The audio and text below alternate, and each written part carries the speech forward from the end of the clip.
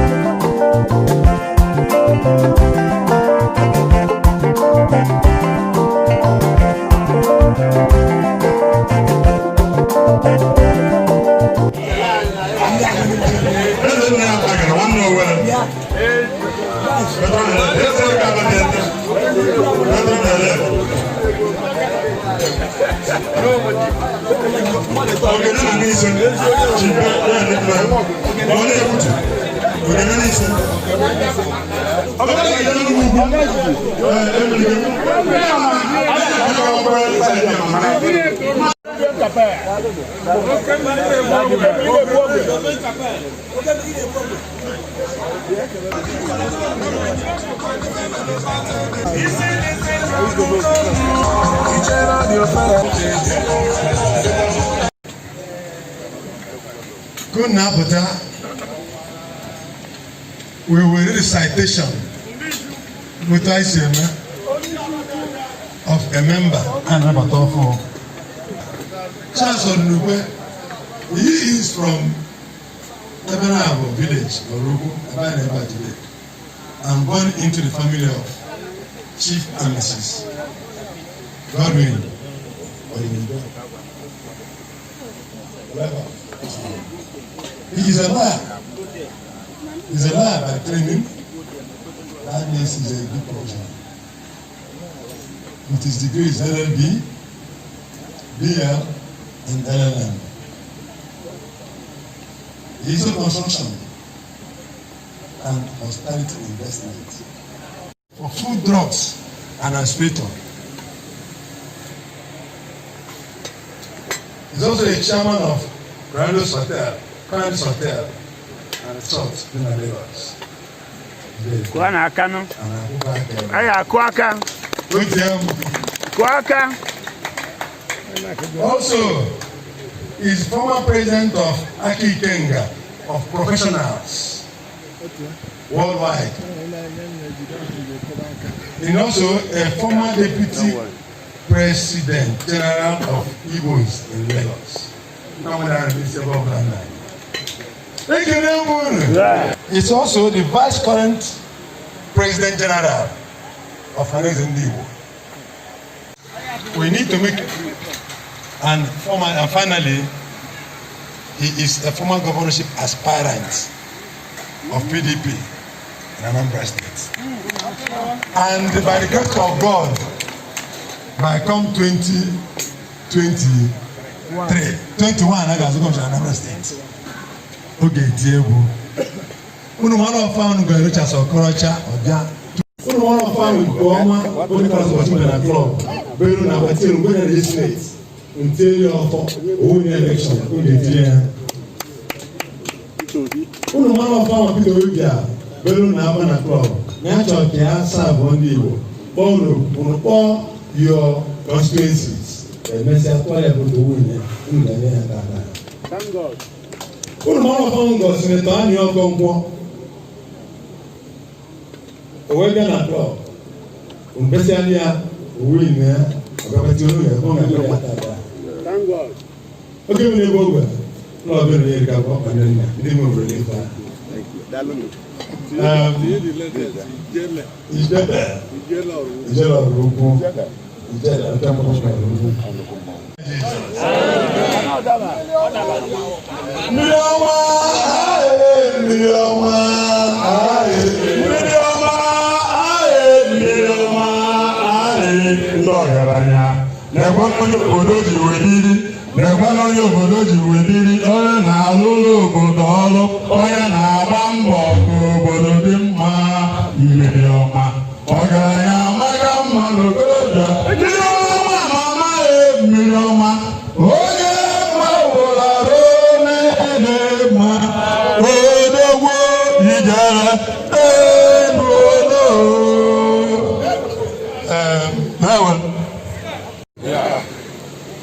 Ọrụ ugbo ekene ebe unu biko emume anyị na-emekwa n'ibe abịbe klọb akọ ndị kọmiti ọfana fabana anyị bịa ka isi eme ana m arịọkwa ndị ọrụ ukwu na-asọ na aja bụ na ekwuelu n'ụfọdụ okwu.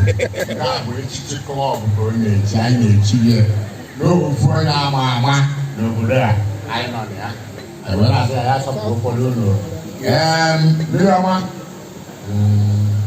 abaghị amakakọ abaghị amaka anyị taa mmiri ọma taa anyị na-asịrụ ndị kọmiti ọbara asị ndị ogologo onye na-eyi ndị ogologo anyị na-awe na-anọrị anyị nọkwa nke anyị agakwa ọzọ anyị agakwa ọzọ nke a bịakwa ọ dịtụ imajensi nke ọzọ anyị agada anyị akwado ya akwado anyị wee na-asị na ọ ga-adịrị mma. Ebe ndị kọmiti ọbara asị mmanụ ofu n'ofu onye ọbụla na ndị bie adịrị mma. Anyị wee sị anyị na-enye echichi asị mmiri ọma nke kọmiti of friars. Ọnụbọnụ mma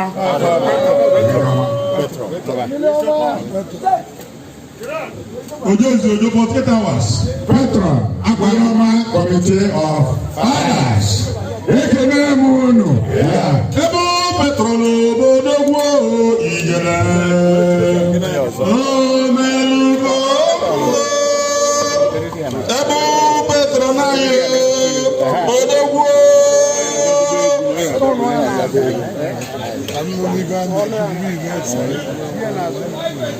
ogbu abaghị esi o kwa na aka na agbu abaghị esi chelụkwa ndị egwu chelụnụ aka emechara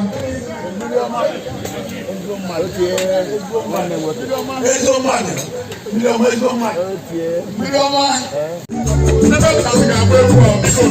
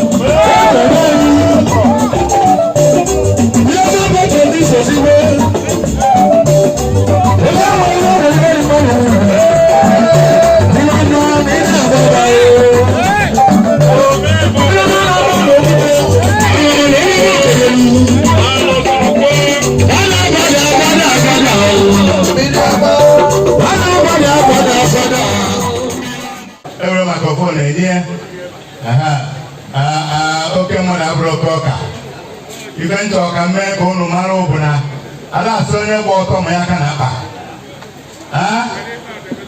ya kọchi ọbụba ada azụ eze ọdịmegwu onye bi n'ụlọ akịrịka ọ na-achọ tupik ọmụ ozimodo mbụ n'ọkwa iwe ka si na-ekwu na mmadụ abalị ya ma na-ekwu na ọmụ amụmụta ịzaga na a na-ekiri ya egwu ya na-atọ ụtọ ibe a na-ekiri ka mmadụ ogesi wee daa were makrofon gị nye mmiri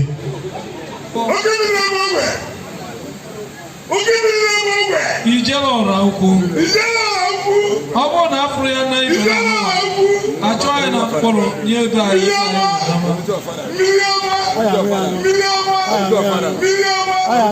The Patron Committee of Father God of Nigeria, I salute you. My ally to ally for life. Amen. Uba bo oge amala.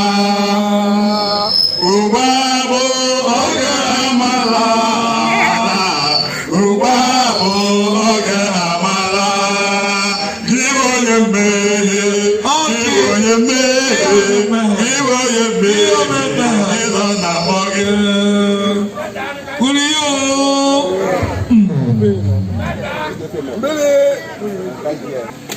Ekene mono. Kubana kahiye. Ndị Committee of Fathers. Biko. Ka anyị kwụsịrị okwu ka m kwuru anyị ga-emechi emechi. Anyị ga-anọzi ana. Onye ọbụla anọ aka mmanya. Igbugbo m nnukwu akwa nụkwa ka ndị adị. Igbugbo nnukwu okwu a. Anyị nwa mmanya gbagbuo egwu. Ọdịna cheji anyị were aka. Anyị nọ n'ihu to go. Biko ndị trustees niile na ndị patrons ekele m unu ụzọ pụrụ iche etu unu si wee bịa ụmụ ndị bịa n'oge about 2 o'clock ụmụ ndị bịara ebe 2 o'clock when ndị bịara thereafter but the most important thing afọ m ụdị obi anyị ji wee bịa here wee nọgide were ụmanya a na-ekwu na ya nọtụkwu o nwezie ndị dị ebetara aka a nọtụkwu agbanaba biko ekene m ụnụ na-asị na ụkwụ anyị ji bịa na nke anyị ji ya ji wee na ya aka mma karịa nke anyị ji wee bịa ka anyị jikwa ofu aka na-agwakwa ụnụ ebe enye mikrofon na-ekwucha ahụ na ejigo m na ndị na klọb has ya kọntinu mana December 27 ana m agba ọfala ebe a ana m agba ọfala akwara bụkwara m na-eji igwe o ma egwu ọfala eji onye igwe onye ọbụla tupu ụbọchị ya bụrụ ọkpara ọfala ọrụkwa enweta igwe ọ bụrụ igwe ka m na-ekwu na mma agba ọfala on the 27th of December and ndị Committee of Fathers ga-enwe oche nwee tenti nkefa like ịbụla ife arụka a na-eme tata ọ dịpendị ihe tupu na ndị ọganizers because ihe mma atụrụ na azụ ya ka nwanne ya aka eji ọganize ihe so anyị ga-akwado ya akwado onye ọbụla gara ihe ya gbaa Krismas ọ Krismas ka anyị na-abịa so eji m ogele a na-agwa unu na 27th of December bụ my date and that all the Committee of Fathers na anyị nwere special invitation for you and I'm saying it to na-ekwu unu bịa leta mana nke ekwuru n'ọnụ kịta oge oge tinye na diary ya a na-akpọ ya reserve this date so reserve a date to 7th of December for me and my family members biko nu m ga-anwe aṅụrị na isikwa ekuru haza nkwada date and m na-appreciate it so much onwe nke onye na nke onye nwekwana enyi ọbọ sikwa m in fact a na-akpọ ebe na-eje eje anyị dịwaka ọnwa ya bịa anyị dịwaka so onwe nke ọgọ ọbụla bụkwara m ya ya afọ m bịa ụta kwa Krismas m Committee of Fathers daalụnụ. Chief Barrister Charles Odunukwe Mmili na-ebu ogwe ijere nke ọrụ ukwu is now the Mmili of the Committee of Fathers Club of Nigeria. So friends, I'm back, and the event went very well. Chief Charles Odunukwe Ijele Nkoruku Mmili Nebo for Ruku was conferred today as the patron of the committee of the Fathers Club of Nigeria. It was a wonderful event and everything went so well. So this is me, Buzza, reporting now. I'm back now in Nemo. One love. Goodbye.